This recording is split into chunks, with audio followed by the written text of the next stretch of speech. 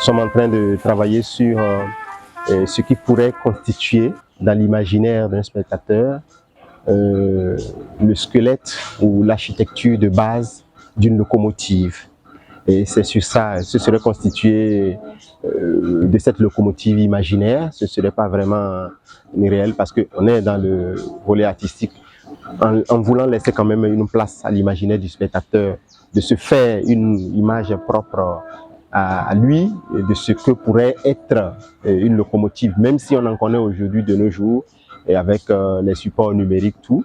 Peut-être une tête de locomotive dans les années 30, 40, 50 en Afrique n'est peut-être pas la tête de locomotive qu'on connaît aujourd'hui avec les supports numériques.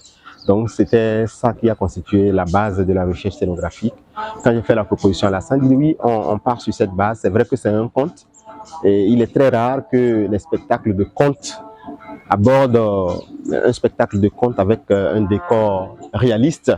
Et donc, il a pris l'option de réaliste. Donc, je ne veux surtout pas de portrait, je ne veux pas de toile de fond.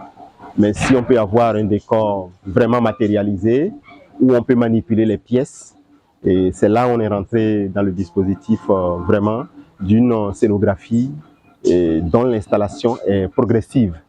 C'est-à-dire, dès le départ, le spectateur qui vit les 5-10 premières minutes n'a forcément pas toute la tête de locomotive, mais celui qui attend jusqu'à 45 minutes, 50 minutes du spectacle voit en fait cette silhouette de locomotive dont on a parlé durant tout le spectacle.